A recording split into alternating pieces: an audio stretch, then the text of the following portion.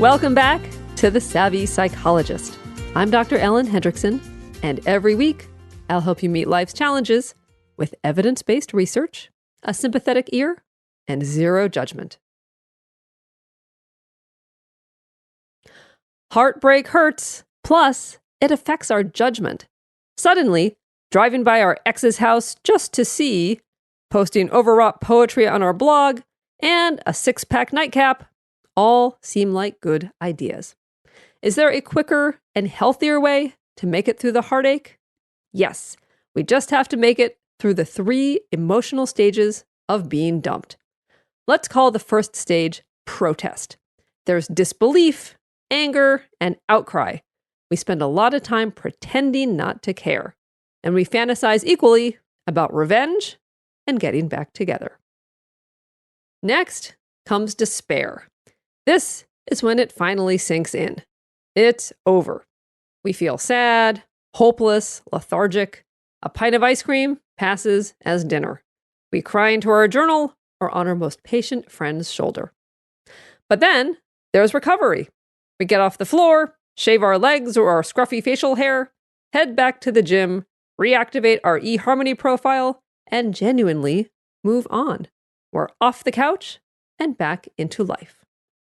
But what do we have to do to arrive intact at that last stage? In the aftermath of a breakup, it feels like we'll never be ourselves again. But have hope. By request from listener T, here are 4 ways to heal a broken heart. Tip number 1 is actually break up.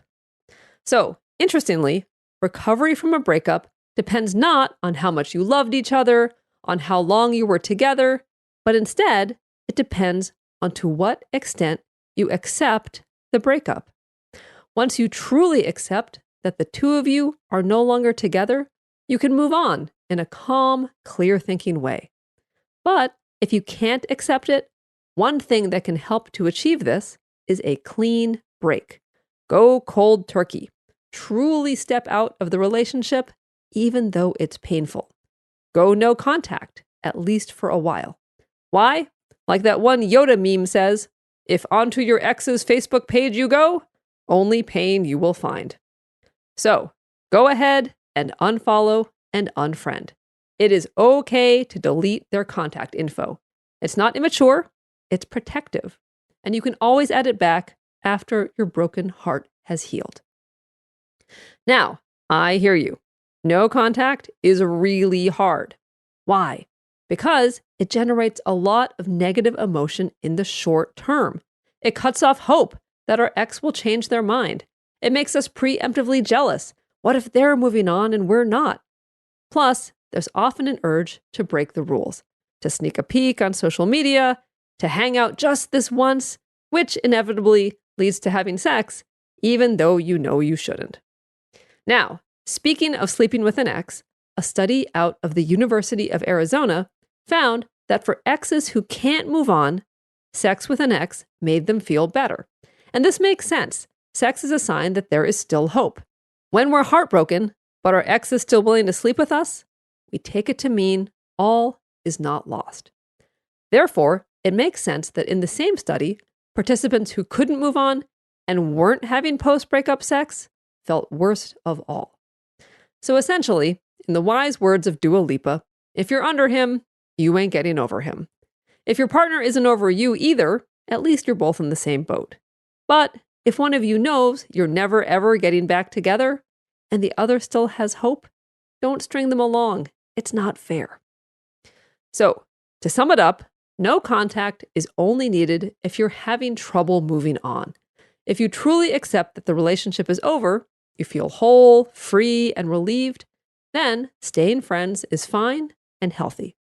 But if you're stuck in can't accept it, please come back breakup purgatory, for your own health, your next stop should be no contact.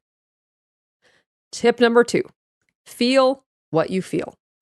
So far, we've mostly been talking about behavior, social media stalking, sex, texting, but what about emotion? Breakups hurt a lot, but for better or worse, the way to get over a breakup is to go through the pain. It's hardest at first, which isn't fun and isn't fair. But know that it's okay to feel angry. It's safe to be sad. It's okay to ugly cry, rail at the unfairness of being dumped, or hate them and miss them at the same time.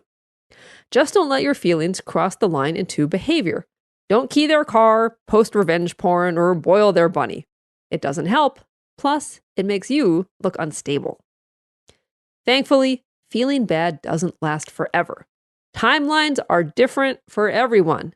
But one study that followed college students after a breakup found that anger dissipated within 7 to 18 days, while sadness declined slowly over the course of a month. Okay, and now back to tip number 3. Rebound for the right reasons. Rebound relationships have a bad reputation, but a 2015 study found that getting into a new relationship quickly can actually be healthy. A rebound can make you feel more confident and desirable just when you need it most, and can help create a much-needed sense of resolution. It's an example of putting behavior before thinking in the best way possible. When you see yourself getting into a new relationship, you think, well, I guess I must be over my ex, or I wouldn't be doing this. What's more, in the study, the faster the participants got into a new relationship, the greater the boost. Now, asking why you're rebounding is key. No-nos include getting into a rebound relationship as revenge, as a way to force yourself to heal, or, if they remind you of your ex, as a substitute for your old relationship.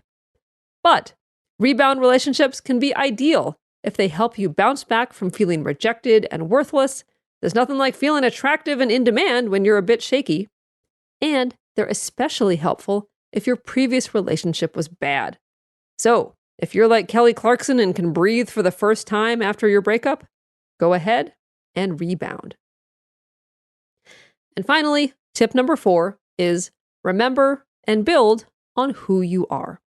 When a relationship falls apart, we simultaneously fall apart as individuals. When you build a life with a partner, they naturally become your go-to confidant, companion, and supporter. And when you break up, you lose their knowledge of how to make the perfect smoothie, their razor-sharp sense of direction, their pestering you to exercise, and their ability to make you laugh even when you're grumpy. Therefore, something called self-contraction happens after a breakup. It means that gaps appear in your knowledge base, resources, and sense of self.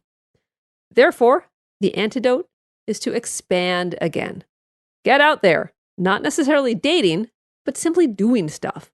Do things you used to love but might have let go of. Try things you've been meaning to try for years. Meet new people to date or simply to hang out with. Indulge in post-breakup cliches like a new hairstyle, new bed sheets, or personal training sessions. Stay in and decorate your nest, or go out and explore the world. Oh, and try out some killer smoothie recipes. No two ways about it, breakups are the worst. But you know what they say about what doesn't kill you. Hey, someone should write a song about that. Thank you for making the Savvy Psychologist a part of your life. Savvy Psychologist is strictly for informational purposes and doesn't substitute for mental health care from a licensed professional. As always, have a lovely week, and I will see you here next Friday for a happier, healthier mind.